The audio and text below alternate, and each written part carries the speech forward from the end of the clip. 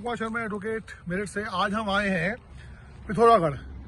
पिथौरागढ़ उत्तरांचल का एक खूबसूरत शहर है और ये जो पीछे आप मेरे नज़ारा देख रहे हैं, ये पिथौरागढ़ के लोगों के, उत्तरांचल के लोगों के खेत हैं जिसमें पिथौरागढ़ के लोग खेती किया करते थे। और ये खेती जो है, ये सब खेती की जमीन है। स्टेप बाय स्टेप करके पानी को रोककर ये लोग खेती करते थे। अब दिखाई जरा, बहुत नजदीक से दिखाइएगा, थोड़ा क्लोजअप पे लीजिएगा इसको, ये किस प्रकार की यहाँ खेती होती थी। ये पूरे जंगल जो है ये खेत है। तो यहाँ के जो लोग हैं, यहाँ के बाशिंदे हैं, इन लोगों के खेत हैं। तो बड़ी खूबसूरत खेती हुआ करती थी और पहाड़ के लोगों को बहुत मेहनती कहा जाता था। लेकिन अब दुर्भाग्य की बात है कि जब हमने पूछा कि यहाँ खेती क्यों नहीं हो रही है, ये पूरे पिथौरागढ़ के जो खेत हैं ये उजाड़ क्यों हो गए हैं, बंजर क्यों हो गए हैं, तो एक आश्चर्यजनक रूप से एक बात सामने आई। यहाँ के कई लोगों ने बताया, कई किसानों ने बताया कि ये जो राशन वितरण प्रणाली सरकार दे रही है, मैं कहूँ कि 80-85 करोड़ लोगों को जो भिखारी बनाकर सरकार उनको राशन दे रही है, उस राशन का परिणाम ये है कि उन लोगों ने मेहनत करनी छोड़ दी है और जो खेती करते थे उस खेती को, व्यवसाय को उन्होंने बंद कर दिया है।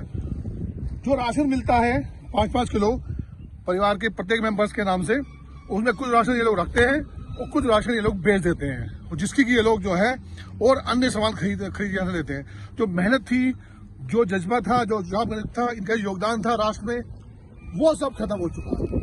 इसके साथ ही एक दर्दनाक बात यह है कि जो राष्ट्रीय सेवा में जो योगदान होता था, यहाँ का जो चावल था या गेहूं था या सब्जियां थी, जो मैदानी लोग खाया करते थे, वो भी सब खत्म हो चुका है। और यहाँ जितना भी राशन पानी है, जितनी भी चीजें आ रही हैं, वो सब मैदान से आ रही हैं। जो जबकि यहाँ की प्राकृतिक वातावरण में जो पैदावार होती थी, वो सेहत के लिए, मनुष्य के जीवन के लिए बहुत शानदार हुआ करती थी, लेकिन आश्चर्यजनक रूप से वो सब खत्म हो गई है।